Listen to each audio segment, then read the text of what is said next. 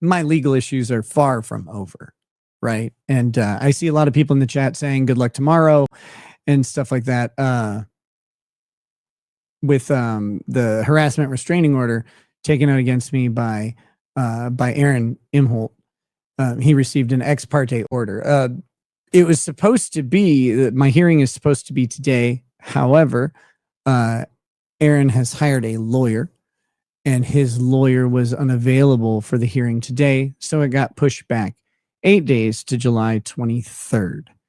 So my hearing will be on July 23rd, and that's when we will address this. Let's just say it's a frivolous harassment restraining order. Let me hit some of these super chats because I know there's some questions about these different things. We'll talk about it a little bit. I can't say everything, but I can say pretty much anything. The only thing I can't do is attempt to contact him, which I don't want to do. I don't want to contact him at all. I have not attempted to contact him or anything like that. I think I sent a super chat back in September of last year or something. Other than that, he's just who he is, and that's a whole ball of wax. Not Scott says, can you give us any updates about what happened today regarding Aaron's HRO? I can't give you details, but I can give you enough of an idea about the thing without the details. And it's very simple. Aaron proposed a settlement of the HRO, and the terms were laid out. And my response, which I don't think my lawyer faithfully delivered, my response was gift. Nope, you're not getting out of this one. We're gonna go to court on it. So that's how that went. That's how that went. So that's only in regards to me. That's not in regards to anybody else.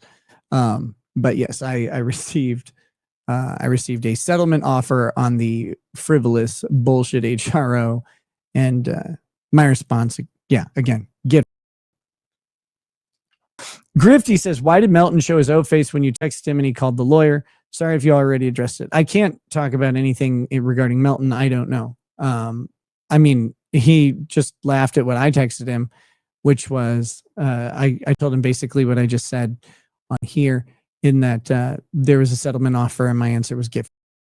So Jake Hudson says, a year ago I told Aaron to stop talking about your case, but he don't listen to me. Hashtag FSTMS. He'll do what he does.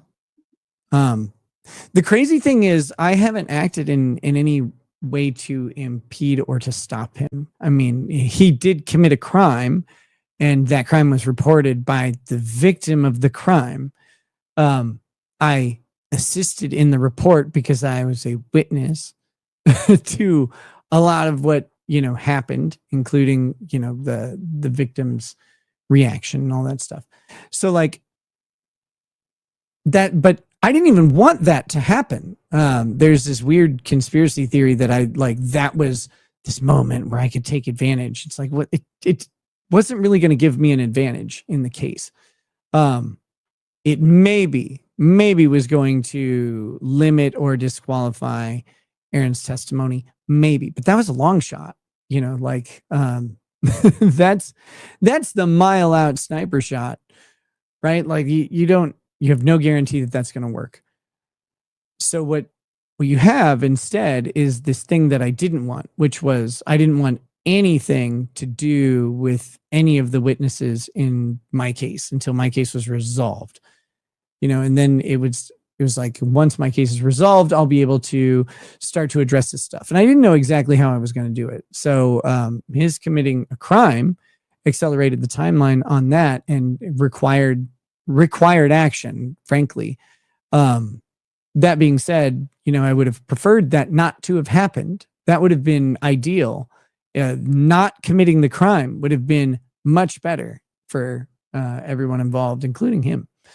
But yeah, aside, I don't know. I don't get it. I try not to talk about him on the show because it's not relevant to this show, but I do freely talk about him on other shows where it makes sense. Which is this is a me stream. This one was all about my issues, and the main thing is like the Monty suit is over, and it's really great to not have it anymore because it was expensive and time consuming and stressful, and I don't recommend getting sued. But we were victorious. They cut tail and ran, and that was always what should have happened. That being said, the other thing I wanted to go through was the interrogatories, and I wanted to briefly talk about the big news of the day, which was the settlement offer on the restraining orders. And I wish I could tell you details about it because it's so funny and it's so pointless. But yeah, again, my answer is see you in court, and my date would have been today, the 15th, but it got moved to the 23rd. At the request of Aaron's lawyer.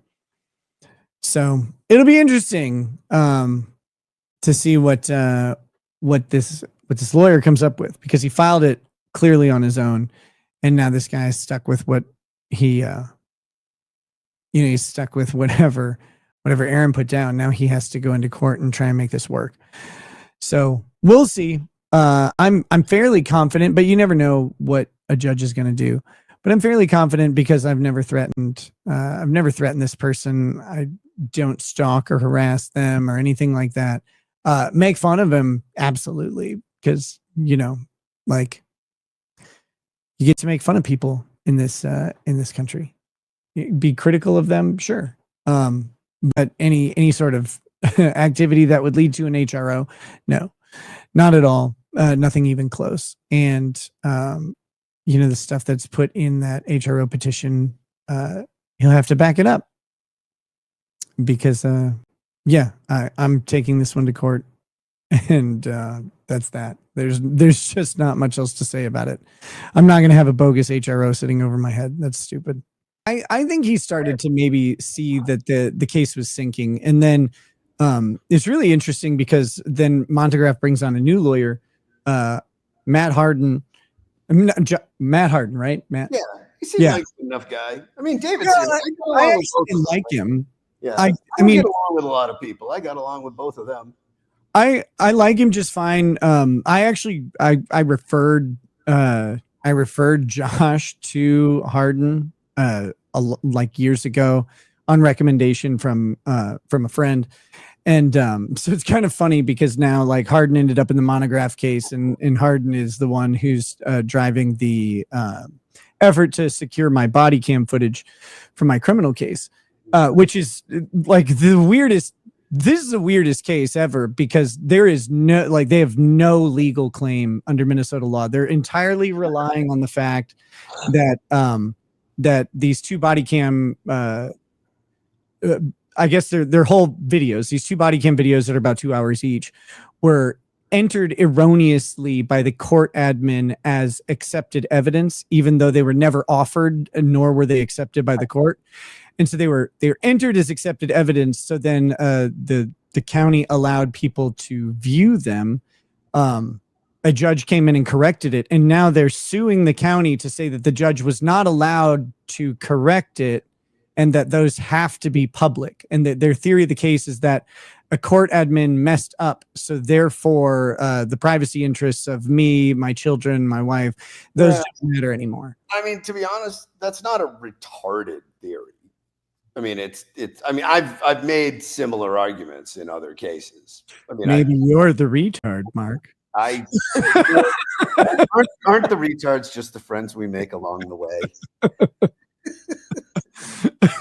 Maybe the true no, it's but the Minnesota. I always I always take a very expansive view of what the court should have to disclose. So right, I haven't looked at your case. I haven't looked at Minnesota law, so I don't want to say anything that could prejudice that because I'm not working on it. And the so the interesting thing about it, in other states, it would actually it would be much more likely. Like in Florida, you're toast, right? Like Florida, it's called the Sunshine State for a reason. Pretty much, But in Minnesota has actually very much protects body cam footage unless it involves an officer discharging a weapon or someone dying or something like that. Then of course that why should it be entered into a? I could argue. Whoa, where'd he go? He could argue, no, you can't. Get wrecked by the internet, Marc. I don't know what happened.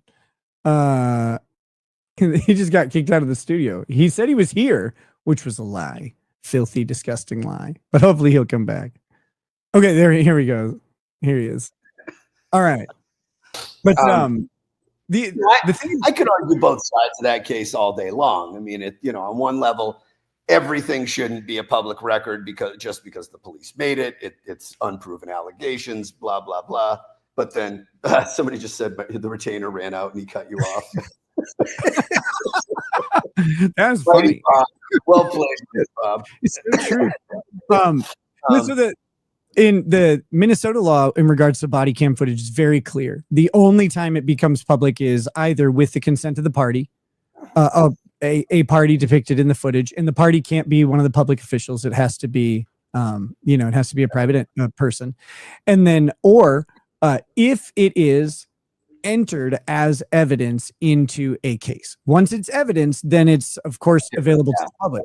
I mean, that's the argument I make in all of my cases is once a court makes a decision based on it, now that has to be revealed to the public. And if that had happened, that was something I contemplated when we contemplated using this body cam footage was, okay, if you use this in court, then of course it will become public. But we uploaded it into the system in preparation for a hearing, but we actually disposed of the matter that was, there were 3 issues for the hearing, and that was the 3rd issue, but we disposed of that issue without any evidentiary hearing occurring. We had agreement with the county prosecutor. And so that, they were uploaded into the system, but they were never presented to the court. Yeah. I mean, I don't want to comment on any of this because first of all, I'm not your lawyer on it. And second, if I say one thing that could help the other side on it, I don't want to see them saying, well, even his own lawyer in this case says that's fair. Nick, I think all that footage should be public and it should be on a billboard. Yeah, and there's a lot of people who do. There's a lot of people who think that, and in some states it's true. In Minnesota, it isn't. And so, like, the argument isn't, depending on where you are, wouldn't be the worst argument. In this case, I really don't think they're on solid legal footing. But my position is, I have my thoughts on it, but it'll be up to the district court and then maybe the appeals court. I just don't know why anybody wants it. That's the thing. It's like, at some point, they want to see how true everything is, right? Like that they read or that they read or that they have created. It's so much fun to watch somebody's shittiest day. I don't know. I'm barely in it. I'm only in it for like 10-15 minutes, and then they haul me off right away. Yeah, that's the thing. It's like I just find the whole phenomenon of how people get whipped into a frenzy online, whether it's this or the monograph shit or anything else like that. The way people can just lose themselves in the soap opera of internet bullshit is just really surprising to me. Like, man, go touch some grass or sand if you're out in the desert. Yeah, it's people get very invested in the lives of Barracuda. People are too point and laughy today. Yeah, I'll sign up with that. There is a difference though. There's an overwhelming majority of people who are point and laughy, and that I actually am perfectly fine with like point and laughy sort of activities. But then there is a subset of people who